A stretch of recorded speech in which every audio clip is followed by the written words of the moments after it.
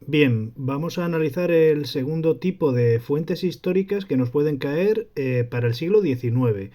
Ya sabéis que para el siglo XIX van a caer 5 tipos de fuentes históricas y para el siglo XX otras 5. Este sería ya el número 2. Yo los he llamado documentos, ¿vale? Este sería el documento número 2. Y sabemos que nos van a preguntar algo relacionado con Fernando VII. Yo he elegido en este caso el decreto del 4 de mayo de 1814 que vamos a analizar. ¿De acuerdo? Bien, nos pueden poner, ya sabéis, otro texto, una imagen, pero siempre va a estar relacionado con el reinado de Fernando VII. Por lo tanto, tenemos que controlar muy bien esta parte del tema para poder comentar la fuente histórica. Bien, siempre nos tenemos que fijar en qué nos pregunta la EBAU, ¿vale? Lo tenéis aquí arriba. Esto es lo que nos pregunta la EBAU. Ya sabéis, eso de señala y contextualiza las ideas fundamentales del texto, ¿vale? Son los pasos. Uno, que es la clasificación. Dos, eso de las ideas fundamentales es el análisis. Y lo de contextualiza es el contexto histórico, ¿vale? Y a partir de ahí, el paso número 4 pues es todo lo demás. Nos dice que, en este caso, que relacionemos la personalidad de Fernando VII con las fases del conflicto entre absolutistas y liberales a lo largo de su reinado, que sería el paso número 4 o pregunta asociada.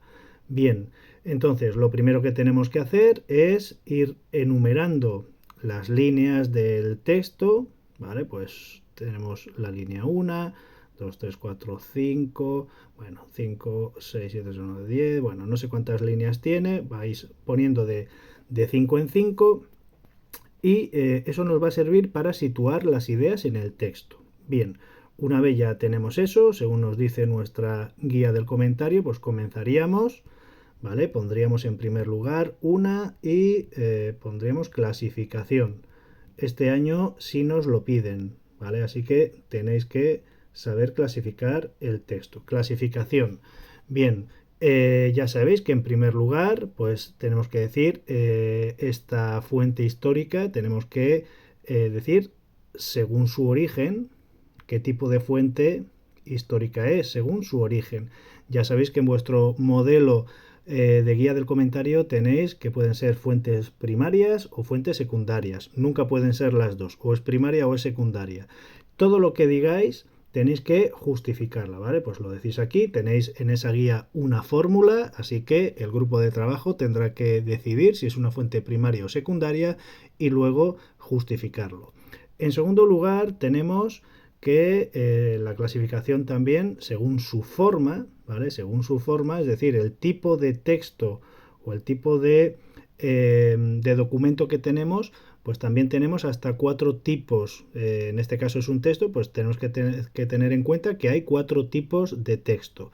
Bien, aquí se ve muy fácil, ¿vale? Ya os lo dije en uno de los textos que comentamos, eh, porque nos da la pista, ¿vale? El propio título. Esto es un decreto y un decreto se ajusta perfectamente a uno de los 4 tipos de texto que tenéis en vuestra guía, ¿vale? Así que diríais que según su forma es un texto de tipo tal y lo justificamos. Siempre tenemos que justificarlo, tenemos que decir el por qué. Pues es un texto de tipo tal porque es lo que sea, ¿de acuerdo? Bien, luego tendremos que hablar de su contenido. Según su contenido, una vez leamos el texto, pues vamos a saber de qué temáticas nos está hablando. Si es un texto de carácter político, de carácter económico, de carácter cultural. Bueno, pues eso lo vais a ver muy fácil.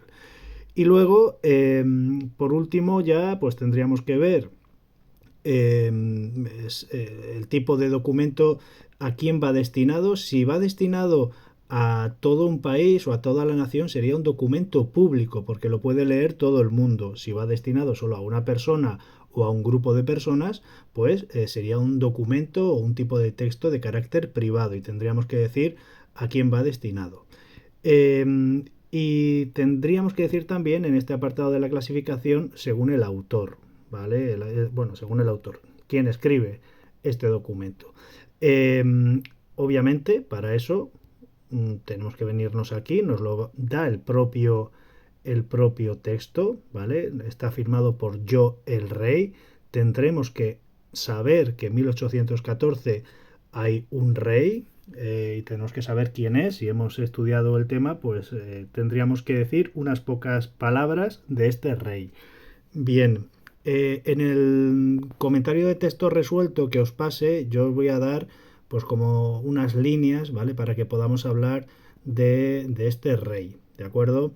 A lo largo de vuestro tema tenéis también unas líneas sobre la personalidad de este rey, pero no lo vamos a utilizar en el autor porque lo vamos a utilizar luego en la pregunta asociada. ¿De acuerdo? Así que, bueno, una vez ya tenemos hecho la clasificación, tendríamos que ir a la parte más importante, que es el análisis. ¿De acuerdo?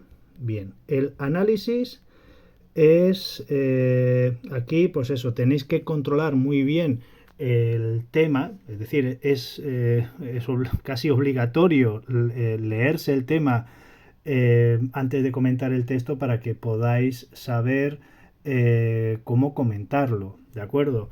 Bien, según nuestra guía del comentario, primero tenéis que decir la idea general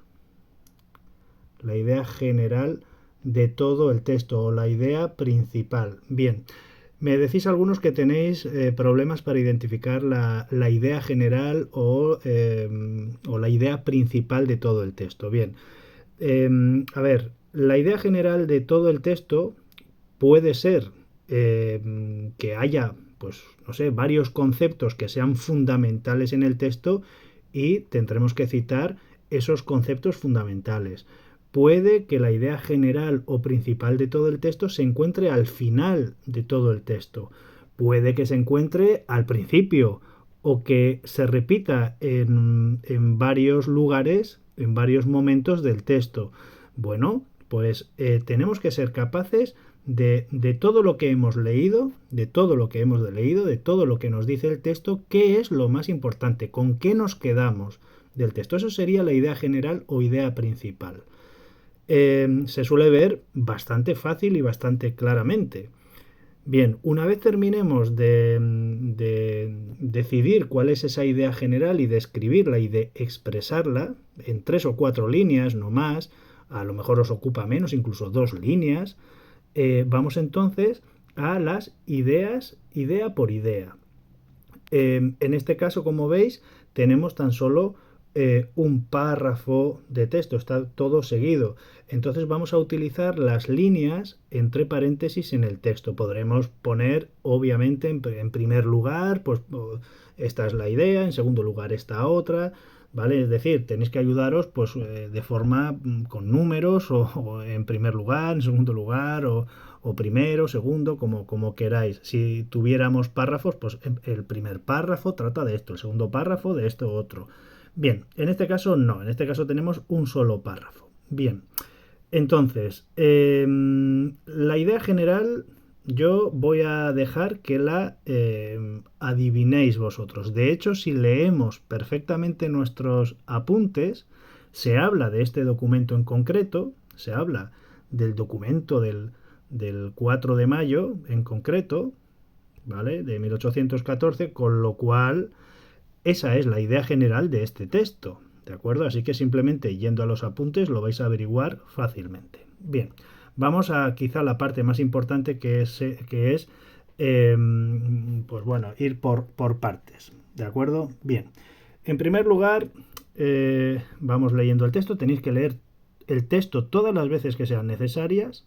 Entonces nos dice, por manera que estas bases pueden servir de seguro de anuncio mis reales intenciones, a mí esto me parece interesante, en el gobierno que me voy a encargar. Dice, y harán conocer a todos no un déspota ni un tirano, sino rey, sino un rey y un padre de sus vasallos. Vale, yo aquí veo importante esto de mis reales intenciones y veo importante esto de un rey padre de sus vasallos. Bien, lo de las reales intenciones hace referencia a un poder del propio rey, es decir, Es la intención o son las intenciones de un rey, del gobierno que me voy a encargar. Es decir, él va a ser el que dirija el gobierno. Así que podríamos decir que en primer lugar, Fernando VII, que es quien escribe este texto, se presenta como un rey absoluto. Como un rey absoluto, lo tenemos aquí en esto de mis reales intenciones. Pero al hablar de se va a presentar como un padre para sus vasallos, lo hace, es decir, es un rey absoluto, se presenta como un rey absoluto, pero a la manera de los reyes del despotismo ilustrado, ¿vale? Que lo hemos estudiado en el bloque 4. Eso aparece en las líneas 1 al 3. En las líneas 1 al 3. Y eso sería en primer lugar. Una vez ya hemos identificado esta idea, un rey absoluto, que se presenta como un rey absoluto, pero a la manera de los monarcas del despotismo ilustrado, lo explicaríamos un poco. Podemos citar las propias palabras de forma expresa, esto de mis reales intenciones. Y eso lo que quiere decir es que la voluntad del rey es indiscutible, ¿vale? Es indiscutible, pero esto de que se presenta como un rey y un padre para sus vasallos, eh, digamos que esa autoridad absoluta se combina con una idea del despotismo ilustrado. Es decir, que él se presenta de una forma autoritaria, pero también jerárquica, donde él va a salvaguardar el bienestar de su pueblo y el pueblo tiene que obedecerlo. Porque es el rey, el que sabe lo que era mejor, lo que es mejor para el propio pueblo.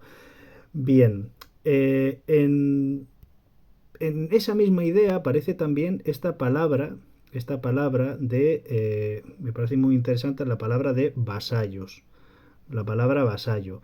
Entonces, en las Cortes de Cádiz ya se habla de la palabra, ya aparece la palabra ciudadano, pero aquí el rey en 1814, es decir, después de estas Cortes de Cádiz, habla de vasallos. Y la palabra vasallo pues tiene unas connotaciones de la época medieval, ¿vale? Es decir, es un súbdito sin derechos. Eso es un vasallo. Sin embargo, un ciudadano es una persona que tiene derechos.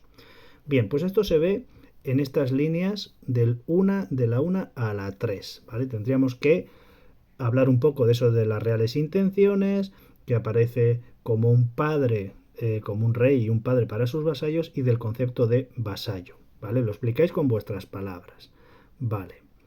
En segundo lugar, si vamos avanzando, nos dice, por tanto, habiendo oído lo que unánimemente me han informado personas respetables. Esto me parece interesante, es decir, él ha escuchado a una serie de personas respetables, dice que por su celo y conocimientos,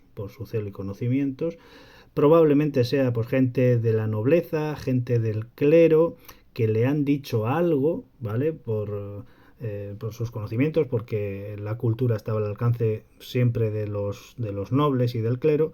Y dice, lo que acerca aquí se me ha expuesto en representaciones que de varias partes del reino se me han dirigido, en las cuales se expresa la repugnancia y disgusto con que así la Constitución formada en las Cortes Generales y Extraordinarias, está hablando obviamente de las Cortes de Cádiz, ¿vale?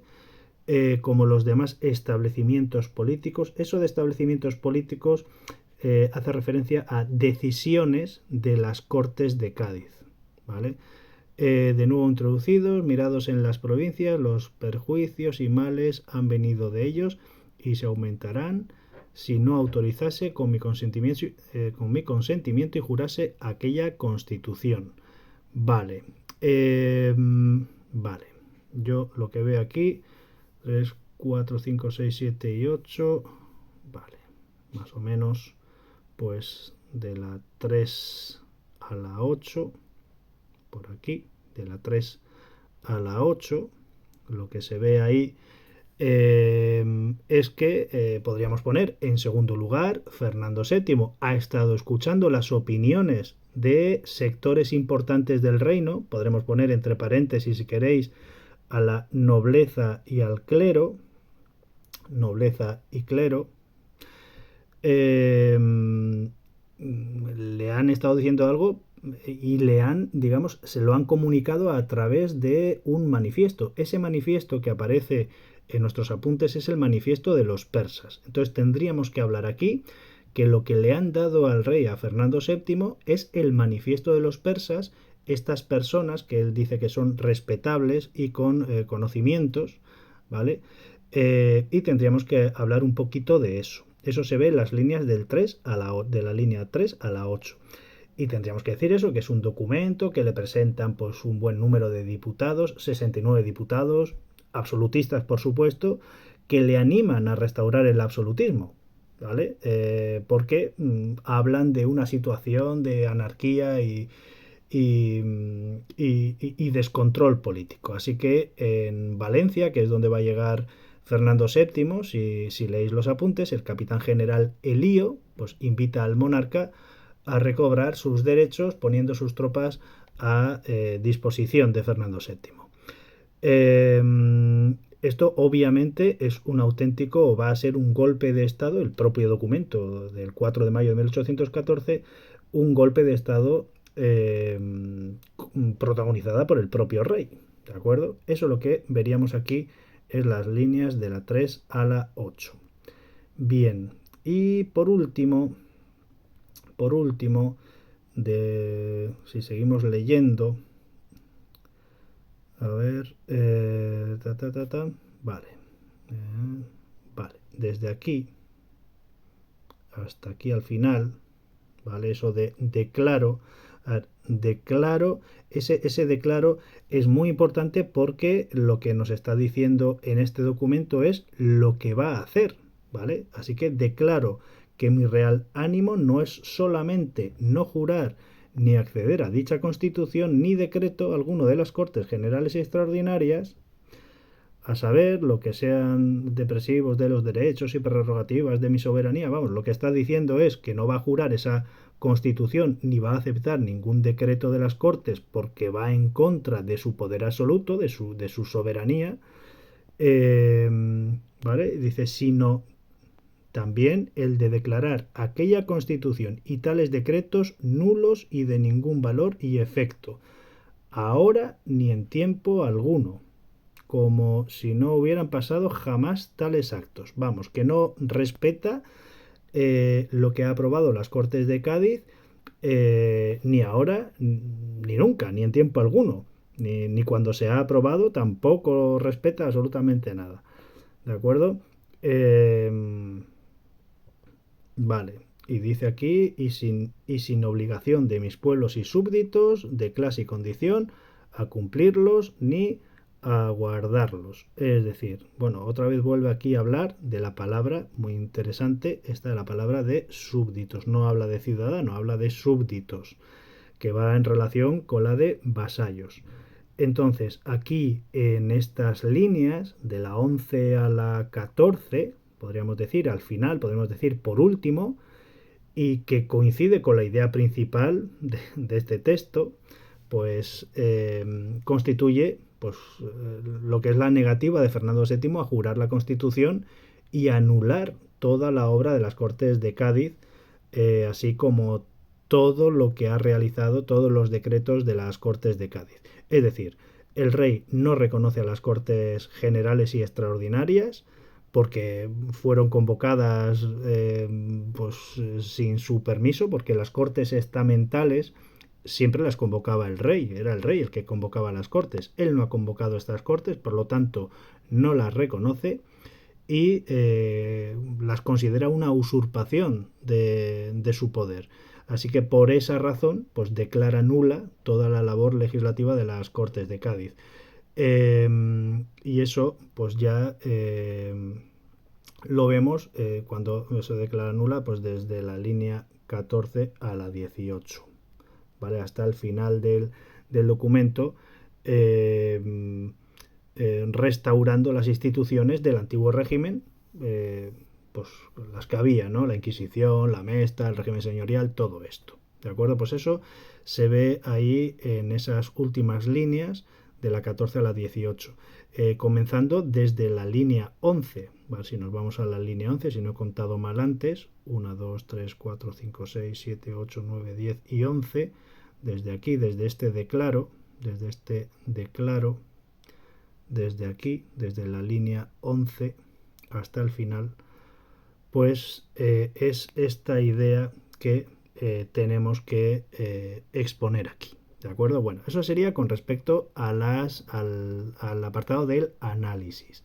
Bien, nos vamos a ir al apartado número 3, que es el apartado número 3 es el contexto histórico, ya lo sabéis, el contexto histórico. Contexto histórico. Bien, lo primero que nos tenemos que fijar aquí es el año en el que está escrito. Lo tenemos aquí, año 1814. En el año 1814 la Guerra de la Independencia ya ha terminado. Pero como nos está hablando aquí de que esto es un decreto que anula la obra de las Cortes de Cádiz, la Constitución de 1812 y los decretos liberales, tendríamos que explicar, aunque sea un poquito, cómo se han aprobado o por qué han aprobado en ausencia del rey esta Constitución y estos decretos liberales. Con lo cual tendríamos que contar también la Guerra de la Independencia, ¿de acuerdo? Y luego contar un poco qué es lo que ocurre cuando viene Fernando VII. Así que nada, simplemente tendríamos que ir a nuestros apuntes. Yo comenzaría hablando pues un poquito de decir que a comienzos del siglo XIX España se hallaba vinculado a Francia con esos tratados de San Ildefonso, ¿vale? Desde esos tratados de San Ildefonso que tenemos en 1796 y luego, bueno, pues que va a llevar a España a esa guerra de las naranjas, por ejemplo, contra Portugal, pero partiríamos sobre todo, del Tratado de Fuentenebló de 1807, que ya sabéis que permitía la entrada del ejército francés por España, ¿vale? Para invadir Portugal porque no aceptaba el bloqueo económico que Napoleón había impuesto a Gran Bretaña.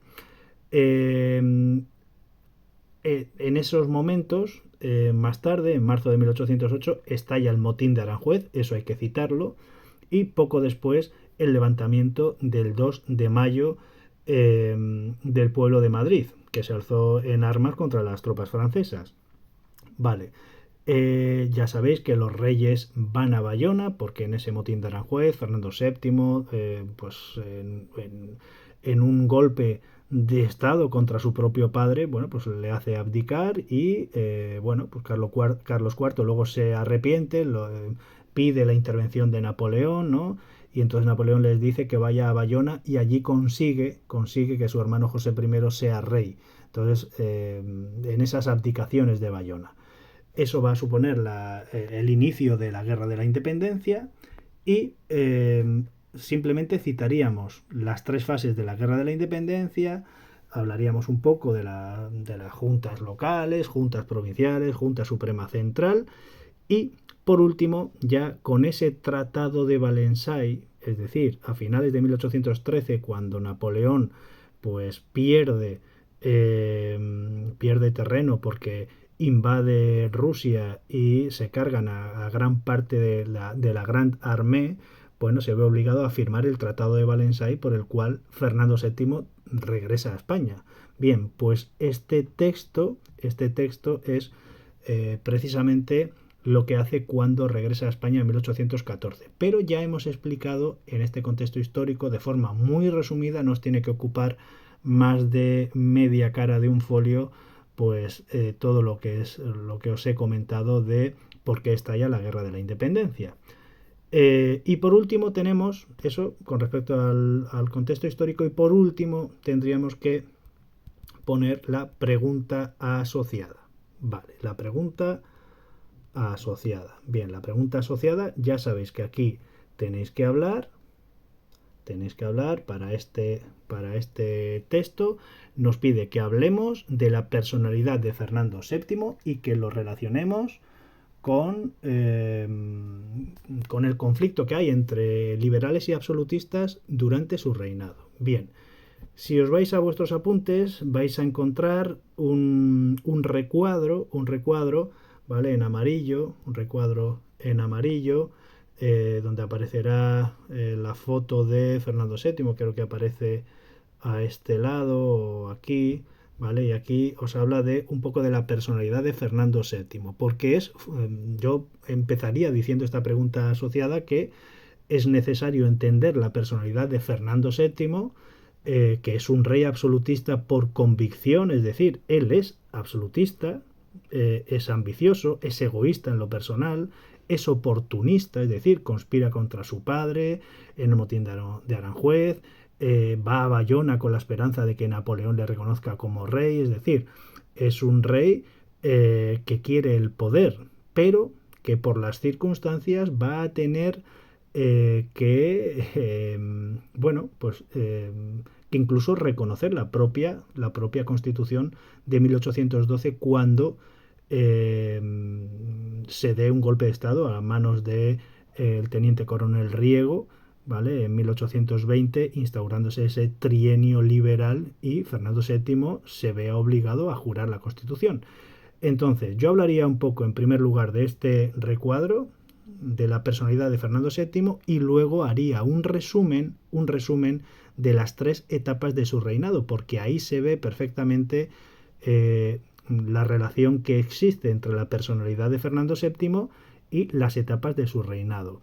Resumiendo, yo pondría en esas tres etapas, pues en primer lugar, Fernando VII regresa a España en 1814, sabemos que retrasa su llegada a Madrid y se dirige a Valencia, donde le dan el manifiesto de los persas y le piden esos diputados absolutistas que anule toda la obra de Cádiz. Y él, bueno, pues lo anula sin ningún problema con este decreto del 4 de mayo. Yo incluso aquí pondría las propias frases dichas por el rey que aparecen en vuestros apuntes, como si tales actos no hubiesen sucedido jamás. Eh, Según los historiadores, es un auténtico golpe de Estado. Y es así como se inicia el sexenio absolutista hasta 1820. Eso es lo que tendríamos que decir en esa primera etapa. En una segunda etapa, cuando triunfa el pronunciamiento de Riego, en 1820, se inicia el trienio liberal, pues el señor Fernando VII va a aceptar esa constitución de 1820 que previamente había anulado. Él realmente la despreciaba, pero se ve obligado a aceptarla. Y pondríamos esa frase dicha por él. Creo recordar que decía algo así como marchemos por la senda constitucional y yo el primero. Sin embargo, como veis en vuestros apuntes, vetaba todas las leyes que podía, es decir, anulaba todas las leyes que podía, tenía ese veto suspensivo durante 2 años, podía anular durante 2 años todas las leyes que le mandaban las Cortes, y además estaba conspirando dentro y fuera de España. Es decir, va a pedir ayuda a los países absolutistas. Y por último, pues 1823, cuando interviene la Santa Alianza y derrotan a los liberales, bueno, pues volverá a ser un rey absoluto. Y pondríamos su otra frase que justifica todo este periodo, que sería esa de son nulos todos los actos del gobierno llamado constitucional. Y con esto hemos explicado las tres fases de su reinado, unido a la personalidad de Fernando VII, que es muy interesada en función de sus circunstancias. ¿De acuerdo? Bueno, pues esto es lo que tendríais que comentar en el texto del decreto del 4 de mayo. ¿Vale? Cualquier pregunta, pues me la hacéis. Muchas gracias.